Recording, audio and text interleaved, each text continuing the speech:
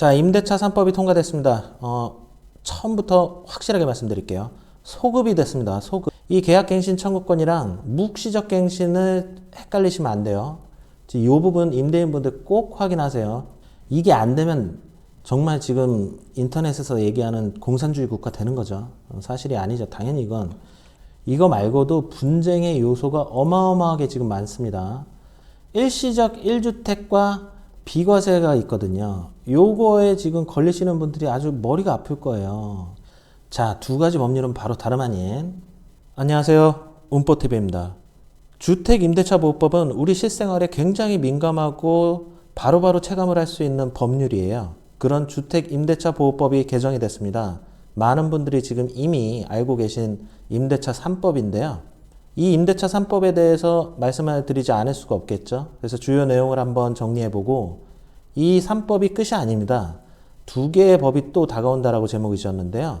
이 임대차 5법, 나머지 두 개의 법률은 또 무엇일지 그런 부분에 대해서 한번 말씀을 드릴게요. 이 영상은 실질적으로 우리가 내 집 마련이나 아니면은 전세나 월세로 거주하면서 주거 생활에 있어서 굉장히 밀접한 관련성이 있는 내용이기 때문에 반드시 꼭 한번 처음부터 끝까지 한번 보시는 거를 추천드립니다. 이거는 법률의 내용이 아니라 내가 살아가는 내 실생활의 삶과 연관이 되어 있는 부분이라는 점 다시 한번 강조드리면서 영상 한번 시작해 볼게요. 자, 임대차 3법이 통과됐습니다. 처음부터 확실하게 말씀드릴게요. 소급이 됐습니다. 소급. 그러니까 지금 임대차 계약, 전월세 계약 하신 분들도 다 소급 적용되는 겁니다. 계약 갱신 청구권이라는 게 있고요. 전월세 상환제, 전월세 신고제, 이 세 가지 법률이 통과됐습니다. 그래서 이 세 가지 법률이 이제 우리 실생활에서 소급으로 적용이 되고 있기 때문에 지금 많은 혼선을 빚고 있는 거고, 전세가 품귀 현상을 빚고 있다라는 언론 보도도 나오고 있고, 그렇지 않다라는 또 반박 기사도 나오고 있는 상황이죠. 자, 이 임대차 3법은 이미 많은 분들이 알고 계실 겁니다. 계약갱신 청구권이 도입이 됐습니다. 임대인은 임차인이 임대차 기간이 끝나기 6개월 전부터 1개월 전까지 계약갱신을 요구하는 경우 정당한 사유 없이 거절하지 못합니다. 임차인은 계약갱신 청구권을 1회에 한해서 행사할 수 있도록 하며, 갱신되는 임대차의 존속기간은 2년으로 봅니다. 임차인이 요구한 갱신 기간 동안 정당한 사유 없이 제3자에게 목적 주택을 임대한 경우 임대인은 갱신 거절로 인하여 임차인이 입은 손해를 배상하도록 해야 됩니다. 이게 무슨 얘기냐 하면, 기존에는 전세 계약을 2년으로 했잖아요. 이제는 임차인이 플러스 2년 계약 갱신 청구권을 요구할 수 있다는 거고, 임대인이 사유가 없다면 거절할 수 없다는 겁니다. 무조건 이제 전세 계약은 4년이라고 봐야겠죠. 단 하나 예외 조항이 있다면, 임대인의 가족이나 임대인 본인 혹은 배우자가 직접 내가 들어가서 살겠다라고 얘기했을 때는 이 계약 갱신 청구권을 거절할 수가 있는 거죠. 그리고 이 계약 갱신 청구권을 1회에 한해서 행사할 수 있도록 했는데, 이 계약 갱신 청구권이랑 묵시적 갱신을 헷갈리시면 안 돼요. 이 묵시적 갱신을 하게 되면 이 계약 갱신 청구권이 소멸되는 게 아닙니다. 이건 지금 임대인 분들한테 말씀을 드리는 거예요. 묵시적 갱신을 한번 하고 나서 그때 가서 다시 이제 묵시적 갱신 2년이 지났으니까 계약 갱신 청구권이 끝난 거다. 4년이니까 끝난 거다라고 얘기하면 임차인이 계약 갱신 청구권에 다시 카드를 들 수가 있는 거예요. 그렇기 때문에 임대인 입장에서는 반드시 2년 만기 전에 계약 갱신 청구권을 행사할 것이냐고 물어보셔야 돼요. 그리고 그걸 녹음을 하시거나 아니면 확인 그 서약을 받아 놓으시거나 이렇게 돼야 됩니다. 묵시적으로 전세 계약이 2년에서 뭐 4년까지 갔으면 이때 계약 갱신 청구권을 임차인이 사용할 수도 있다는 거예요. 임차인 입장에서는 어쩌죠? 묵시적 갱신으로 갔다가 계약 갱신 청구권을 한번 사용하는 것이 장기적으로 거주하는 데는 유리하겠죠. 이런 부분이 있습니다. 전월세 상환제는 임대료 5% 선에서 증액이 가능하다는 거고, 지자체에서 뭐 조례로 뭐 정한다는데 이거 실질적으로 의미 없습니다. 임차인이 무력화할 수가 있다고 지금 언론 보도에 다 나오고 있어요. 임대료를 5%를 상환을 하려고 해도 임차인이 거부를 한다. 그러면은 실질적으로 무력화가 된다. 이렇게 보시면 됩니다. 이번 임대차 3법은 전적으로 임차인을 강화해주는 법률이라고 이렇게 평가할 수가 있는 거예요. 전월세 신고제는 30일 이내에 전월세 거래 내용을 신고해야 되고 확정일자를 자동으로 부여한다고 하고요. 이 부분은 뭐 크게 이렇게 뭐 논란이 되고 있지 않지만 제가 봤을 땐 이건 오피스텔의 좀 약간의 투명성의 문제에 투명성을 강화하게 돼요. 기존의 오피스텔 같은 경우는 제가 오피스텔 관련 영상도 올릴 거지만 대부분 요새는 주거용 오피스텔이에요. 주거용 오피스텔을 부가세를 환급받기 위해서 임대인이 이런 특약을 넣는 경우가 있었습니다. 특약을 넣어서 전입신고를 하지 않는다. 전입신고를 하지 않는 특약을 넣는 경우가 많았거든요. 그러면서 부가세를 환급을 받고 임차인이 그냥 주거용으로 생활하는 경우가 있었는데, 물론 이게 지금 좋고 합법적이라는 것이 아니라 이런 관행이 사라질 가능성이 높아졌습니다. 전월세 신고제를 하기 때문에 오피스텔의 경우에는 이제 주택 임대 같은 경우는 이제 빼도 박도 못하고 주택 임대 쪽으로 신고를 해야 됩니다. 이런 부분이 있고요. 이 임대차 3법은 굉장히 중요하기 때문에 제가 그 Q&A 있잖아요. 국토부에서 얘기한 Q&A를 통해서 한번 이 임대차 3법이 어떻게 적용되는지 한번 설명을 드려볼게요. 이게 굉장히 중요하니까 한번 같이 한번 읽어보죠. 자, 첫 번째 계약 갱신 청구권, 요구권의 행사입니다. 임차인은 언제부터 임대인에게 계약 갱신 요구를 할 수 있는지, 임대차 기간이 끝나기 6개월 전부터 1개월 전까지 기간에 청구를 하면 되고요. 이거 지금 다 국토부 자료입니다. 계약 갱신 청구권 행사 기간 개정사항 1개월 전, 2개월 전으로 한다고 하네요. 2020년 12월 10일 이후로 최초로 계약하거나 갱신된 계약부터 적용. 이거는 이 법 공포가 8월에 됐기 때문에 6개월 이 부분을 지금 얘기해 주는 거고, 임차인에게 총 몇 회의 갱신 요구권이 부여되는지 1회에 한해서입니다. 그리고 2년을 보장해 주는 거예요, 임차인에게. 근데 이 1회가 아까 얘기했듯이 묵시적 갱신과 다른 겁니다. 임대인이 묵시적 갱신을 해줘 버리면 2년 플러스 2년 지난 뒤에 임차인이 또 계약 갱신 청구권을 요구할 수가 있는 거예요. 그러면 6년이 되잖아요. 임대인 입장에서는 반드시 첫 2년 계약을 하고 나서 계약 갱신 요구권을 행사할 것이냐를 확인하시길 바랍니다. 3번에 이 얘기가 나오죠. 묵시적 갱신도 갱신 요구권 행사로 보는지 그렇지 않다는 거예요. 이 부분 임대인분들 꼭 확인하세요. 자, 4번 법 시행 시 잔존 기간만 있으면 모두 계약 갱신 요구를 할 수 있는지 가능하다고 합니다. 기존 계약의 연수에 상관없이 1년 1회 2년의 갱신권을 부여합니다. 다만 계약 기간이 1개월 이상 남아 있어야 한다고 해요. 법 시행 이후에 계약 기간이 만료되는 경우 2020년 12월 10일 이후 최초로 계약하거나 갱신된 계약은 2개월 이상, 임대인이 만료 6개월 전부터 1개월 전까지 기간의 갱신을 거절하고 법 시행 전에 제3자 새로운 임대차 계약을 맺은 경우에도 임차인이 계약 갱신 요구권을 행사할 수 있는지 불가능하다고 합니다. 이번 개정 법률은 존속 중인 계약에도 계약 갱신 요구권을 부여하되, 소급에 대한 얘기죠. 이게 소급에 대한 얘기입니다. 하지만 법률의 안정성을 위해서 제3자 계약이 이미 체결된 경우에는 예외적으로 갱신 요구권을 부여하지 않는 부칙을 넣는다고 해요. 이 법 공표 지금 시행이 돼버렸는데 시행 전에 이미 제3자 기 체결된 경우 계약 갱신 청구권을 임차인에게 주지 않는다는 얘기죠. 이렇게 쉽게 생각하시면 되는데, 제3자의 계약을 체결했다는 사실을 명시적으로 입증을 해야 된다는 거죠. 계약금 수령이라든지 계약서 등이요. 임대인이 법 시행 이후에 제3자 계약을 체결한 경우에는 법 시행 이후입니다. 지금 이거는 법 시행 이전이었죠. 계약 갱신 요구권이 부여가 되고 임대인이 제3자의 계약 체결을 이유로 임차인의 계약 갱신 요구를 거절할 수 없음. 법 시행 전에는 법의 안정성을 위해서 이거를 해주지만 법 시행 이후에는 계약 갱신 요구권이 부여가 되기 때문에 제3자가 계약을 하면 안 된다는 얘기예요. 2번 임대인이 계약 만료 6개월 전부터 1개월 전까지 기간에 임차인에 대해서 계약 갱신 거절만 한 경우 계약 갱신 요구를 할 수 있는지 가능하다고 합니다. 임대인의 힘이 없어진다는 얘기겠죠. 이건 전적으로 임차인에게 강한 힘을 주는 지금 임대차 3법 계약 갱신 청구권이라고 보시면 돼요. 임대인이 이런 경우도 있겠죠. 임대인이 계약 만료 6개월 전부터 1개월 전까지 기간에 임차인과 이미 합의를 했어요.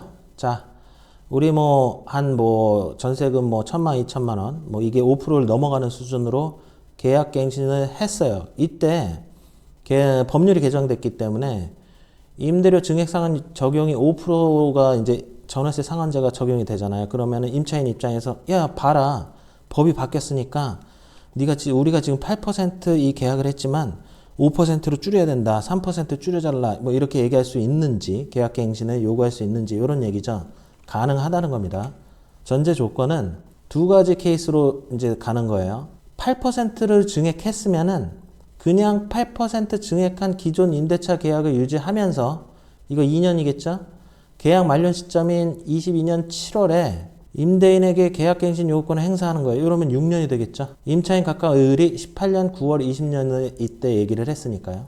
아니면 그냥 임대인 입장에서는 6년까지 주기 싫으니까 그냥 5% 미만으로 아까 8%로 계약했던 걸 3%를 감액을 해주면서 이렇게 임대료 조정을 해줄 수 있다는 거죠. 근데 요거는 또 문제가 있을 수가 있어요. 임차인 입장에서는 그래 8%로 가자. 나 그 다음에 그 뒤에 계약갱신 청구권 2년 써서 6년 거주할게. 이렇게 해버리면 임대인 입장에서는 이게 너무 길잖아요. 집값이 안 오르게 되면 이건 거의 자선사업이랑 다를 게 없습니다. 그러면 임대인은 내가 3% 깎아줄게. 계약갱신 청구권을 요구해. 그리고 우리 5%로 2년만 더 살아. 이렇게 요구할 수도 있잖아요. 이거 어떻게 되는 거죠? 분쟁으로 가겠죠. 이 분쟁으로 갈 가능성이 굉장히 높습니다. 지금 임대차 3법은 분쟁이 아주 무수히 많아질 거예요. 자, 6번 계약갱신 청구권 행사 시 임차인은 무조건 2년을 거주해야 되는지. 그렇지 않다고 합니다. 이거 임차인한테 굉장히 유리하죠. 임차인은 2년을 확보를 하고 그 전에 그냥 집 나가도 된다는 거예요. 언제나 계약 해지를 통지할 수 있고 임대인이 통지를 받은 날로부터 3개월이 지나야 효력이 발생합니다. 자, 갱신의 거절. 이건 임대인의 측면인데 이거 굉장히 형식적이에요. 임대인은 실질적으로 지금 이번 임대차 3법에서 좀 득을 보는 게 거의 없다고 보시면 돼요. 이 9가지의 경우에는 임대인이 갱신을 거절할 수 있는데 첫 번째가 임차인이 이 2달치 월세를 연체한 경우. 근데 임대차 보호법이 지금 전세가 지금 문제가 되고 있잖아요. 월세를 2달 밀리면 뭐 그냥 쫓아낼 수 있다 뭐 이런 얘기고요. 거짓이나 부정한 방법. 이건 뭐 임대인도 마찬가지죠.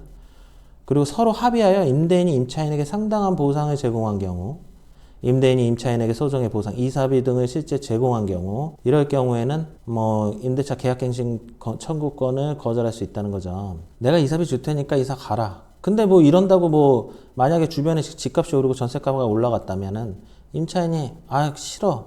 나 계약갱신 청구권을 그냥 사용할래 하면은 쫓아낼 방법은 없다. 임차인이 임대인의 동의 없이 뭐 전대한 경우, 이건 뭐 예전부터 있었던 거고요. 중대한 과실 파손, 그리고 뭐 가용 목적을 달성하지 못할 경우, 주거기승 상실, 당연한 얘기들이에요. 7호는 임대인이 다 어느 한 부분의 주택의 전부 뭐 철거, 뭐 점유 회복, 이것도 뭐 그냥 기존에 있었던 내용들이고요. 8호가 중요하겠네요. 임대인이 목적 주택에 실제 거주하는 경우, 직계 비속, 직계 존속, 친인척 직계 비속, 직계 존속, 가족들이 거주하는 경우에도 거절을 할 수 있다고 해요. 이러면 이제 또 문제가 되겠죠. 진짜 가족이 입주를 하는 건지 이런 거 확인이 필요하게 되는 겁니다. 그리고 나머지 9호는 중대한 사유가 있는 경우. 이거를 봤을 때 지금 1호에서부터 9호까지는 실제로 지금 전세랑은 거의 상관없습니다. 임대인 입장에서 그냥 원래 있었던 내용들이고 8호가 중요한데 그냥 내가 직접 들어가서 살지 않는 이상 계약갱신을 청구하지 못한다. 나와 내 가족이나 내 직계비속, 직계존속이 직접 들어가서 살지 않는 경우에는 무조건 임차인한테 2년 플러스 계약갱신 청구권을 줘야 된다는 얘기입니다. 갱신의 거절이라고 이렇게 많이 나열을 해놨지만 실질적으로는 그냥 갱신 청구권을 준 거다. 이렇게 보시면 돼요. 임대인이 목적주택에 실제 거주하려고 하려면 어떻게 해야 되는지, 이게 지금 아까 얘기했듯이 1호부터 9호까지는 다 의미 없고 8호만 지금 이 부분이잖아요. 이 부분을 얘기하는 건데, 임차인에게 직접 거주 필요성을 계약 만료 6개월 전부터 1개월 전까지 통보하고 입주를 해야 된다는 얘기입니다. 내가 직접 들어가서 살 거다, 우리 가족이 들어가서 살 거다라고 얘기해야 되고, 이게 허위인 경우에는 지금 임차인이 손해배상까지 청구할 수 있어요. 임대인과 임차인 간의 손해배상 예정액은 이런 식으로 산정을 한다고 합니다. 이거 진짜 골 때리네요. 임차인 뭐 이렇게 주관적인 표현 쓰고 싶지 않은데 이건 지극히 임차인에게만 유리한 지금 법률 개정이 이루어졌다라고 생각합니다. 실제 집에 들어가서 사는 거 아니면은 그냥 무조건 2년 플러스 살게 해줘야 되는 거고, 만약에 실제 집에 들어가서 살지 않으면은 이렇게 손해배상까지 해줘야 되는 거예요, 임차인한테요. 자, 임대료 상한 5%는 이것도 실제로 별로 의미가 없습니다. 지금 언론기사 보면 무력화돼 있어요. 임대료 제한은 존속 중인 계약에서 임대료를 증액하거나 계약갱신 청구권을 행사하는 경우에만, 임대차 계약을 하고 나서도 이것도 또 임대료 상한 5%도 증액도 조건이 있는 겁니다. 그러면 2번이 중요한데, 임대인이 요구하면 5%를 무조건 올려줘야 되는지 그렇지 않다고 합니다. 이게 무슨 의미가 있죠? 5%는 임대료 증액할 수 있는 상한일 뿐이고 임대인과 임차인은 그 범위 안에서 얼마든지 협의를 통해서 임대료를 조정할 수 있다고 하는데 이게 말이 협의지 협의가 되나요? 임차인은 당연히 5% 임대료 상한을 원하지 않을 거 아닙니까? 그냥 2년 플러스 갱신 청구권을 요구하겠죠. 당연히 저 같아도 그러겠어요. 그 지자체가 5% 이내로 조례로 달리 정할 수 있다고 하는데 이거 의미 없고요. 그리고 계약 갱신 청구권 행사 시 전세를 월세로 돌릴 수가 있는지 개정 법률상 갱신되는 임대차는 전 임대차와 동일한 조건으로 다시 계약된 것으로 보므로 전세 월세 전환은 임차인 동의가 없는 한 곤란합니다. 전세를 월세로 반전세나 월세로 돌리지도 못해요. 근데 임차인이 동의해주면 돌리겠지만 임차인이 이거 동의해주겠냐 이거죠. 동의 안 해주겠죠. 그렇기 때문에 이 밑에 내용은 의미가 없습니다. 뭐 법정 전환율 이것도 마저도 월세도 한정적으로 월세 증액 요건을 제정을 한다는 건데 임차인이 당연히 지금 플러스 2년 지금 정부가 줬는데 이거를 월세로 전환할 이유가 없잖아요. 지금 5% 증액도 거의 무력화된 상태인데 그냥 2년 더 플러스해서 살려고 하겠죠. 자, 집주인 변경, 계약 갱신 청구권 제도가 도입되는 경우 임차인이 거주하고 있는 주택은 매도할 수 없는지 이게 안 되면 정말 지금 인터넷에서 얘기하는 공산주의 국가 되는 거죠. 사실이 아니죠. 당연히 이건 임차 중인 주택의 매도에는 아무런 영향 없이 매도를 할 수 있다. 임차인은 그걸 받아야 된다는 얘기고 법 시행 이전에 집주인이 바뀌고 기존 임차인이 계약 만료 6개월 전부터 1개월 전까지 기간에 계약 갱신 요구를 할 수 있는지 집주인이 바뀌어도 계약 갱신 청구권은 살아있다는 얘기예요. 법 시행 이전에 집주인이 바뀌고 바뀐 집주인이 직접 거주를 희망하는 경우 기존 임차인의 계약 갱신 요구를 거절할 수 있는지 가능하다. 법 시행 이전입니다. 법 시행 이후에 집을 매도 매수를 하게 되면 계약 갱신 청구권이 살아있기 때문에 집을 산 사람도 2년 플러스 2년 임차인은 이거를 보호해줘야 된다는 얘기예요. 임차인이 굉장히 강하다. 이렇게 보시면 됩니다. 요 정도인데 여기에는 지금 케이스가 아주 국토부에서는 아주 짤막하게만 이렇게 얘기해 준 거예요. 이거 말고도 분쟁의 요소가 어마어마하게 지금 많습니다. 지금 아까도 잠깐 얘기했지만 이미 기계약이 돼 있는 법률 시행 전에 계약이 되어 있는데 8%로 계약이 돼 있다면 이걸 5%로 할 건지 아니면 8% 계약 2년을 더 하고 2년 플러스를 줘야 되는 건지 임대인 입장에서 뭐 이런 다양한 사례들이 어마어마하게 이거는 실생활과 밀접한 관련이 있기 때문에 나오게 될 거예요. 그래서 지금 정부에서 분쟁조정위원회를 설치한다고 하죠. 정부도 알고 있는 겁니다. 이거 분쟁이 어마어마할 거예요. 그리고 임대인 입장에서는 지금 굉장히 어렵다. 임대인 입장에서는 지금 굉장히 머리 아프신 분들 많을 거예요. 특히 분양권을 가지신 분들은 뭐 지금 어떻게 이거를 해결을 해야 되는지. 일시적 1주택과 비과세가 있거든요. 요거에 지금 걸리시는 분들이 아주 머리가 아플 거예요.